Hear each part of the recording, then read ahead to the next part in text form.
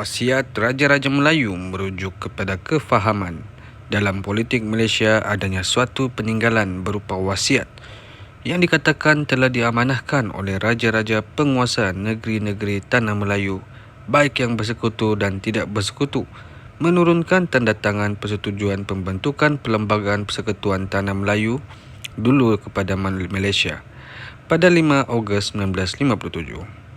Wasiat ini dipercayai diturunkan atas kehendak Raja-Raja Melayu untuk mengekalkan kesinambungan sejarah, kedaulatan dan kuasa politik Melayu yang terletak pada Raja-Raja tersebut kepada kesinambungan kedaulatan negara kepada Raja-Raja Melayu serta mendapat penerimaan rakyat melalui wakil-wakil sah yang mempunyai locus standi.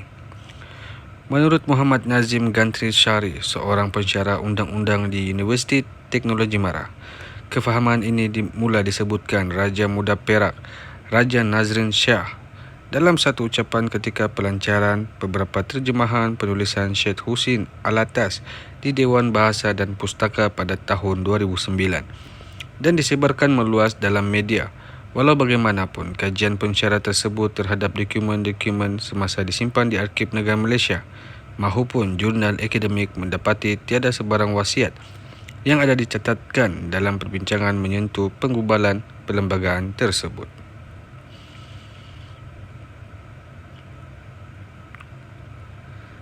Tujuh wasiat Raja-Raja Melayu.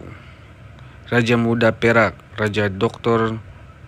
Nazrin Shah hari ini mengingatkan rakyat khususnya orang Melayu mengenai tujuh wasiat Raja-Raja Melayu yang menjanjikan kesejahteraan, kedamaian dan keamanan jika mereka bersatu dan berpegang teguh kepadanya.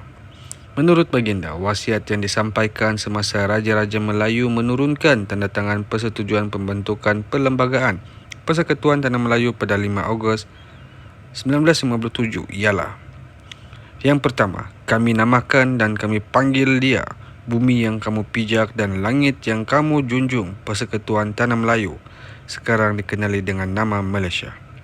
Yang kedua, kami isytiharkan dan kami simpan untuk kamu dan kami benarkan kamu isytihar dan simpan untuk anak cucu kamu selain Gunung Ganang, Tasik dan hutan simpan tanah simpanan Melayu sehingga nisbah 50%.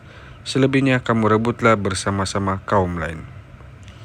Yang ketiga, bagi menjaga kamu dan bagi melindungi anak cucu kamu serta harta hak milik kamu, kami tubuhkan regimen askar Melayu selain untuk membanteras kekacauan dalam negara dan ancaman dari luar negara. Yang keempat, kami kekalkan dan kami jamin kerajaan dan kedaulatan Raja-Raja Melayu memerintah negara ini.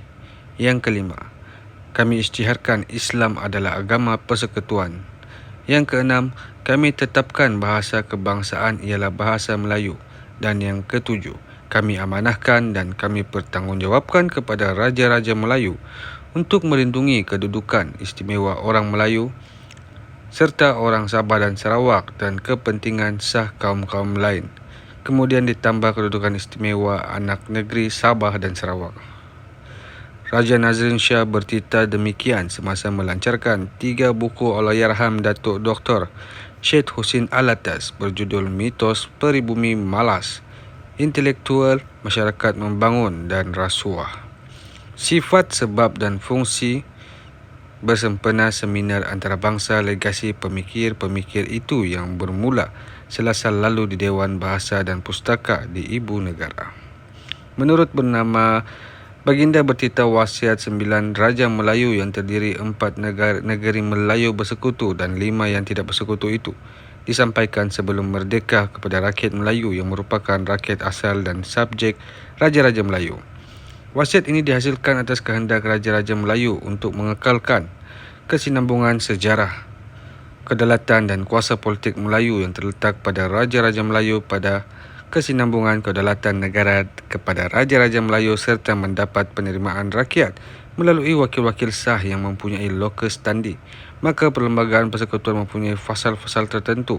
Titah Raja Nazrin Shah merujuk kepada perkara 3-1, kurungan 2, kurungan 3 dan kurungan 5, perkara 11, perkara 12, perkara 38, Perkara 152, Perkara 153 dan Perkara 181-1. Menurut Raja Nazrin Shah, pasal-pasal ini memerlukan izin Majlis Raja-Raja Melayu untuk sebarang pindaan. Sempena ulang tahun kemerdekaan negara ke-52 pada 31 Ogos ini, sewajarlah fakta-fakta utama dalam perjalanan menuju kemerdekaan itu dipastikan tidak terpendam dari sejarah. Tita Baginda. Mengenai Syed Husin Alatas yang meninggal dunia kerana serangan jantung pada 23 Januari 2007, Raja Nazrin Shah bertitah bahawa Allahyarham sering membangkitkan mengenai kejijikan rasuah dan dihuraikannya dalam buku tulisan beliau, Rasuah Sifat, Sebab dan Fungsi. Walaupun ia kotor dan jijik, ironinya semakin ramai yang berlumba untuk mendapatkan kuasa supaya berpulang melakukannya, malah melakukannya dengan penuh tipu muslihat untuk terlepas dari undang-undang dan hukum dunia. Tita Baginda. Seruan untuk memeranginya ada kalanya bergema lebih nyaring daripada kalangan mereka yang tidak berbas daripada melakukannya. Lalu tenggelamlah kesungguhan usaha untuk memerangi rasuah dan retorik kepura-puraan. Akibatnya tahta runtuh, pemimpin jatuh, negara lebur dan rakyat melarat. Tita Baginda.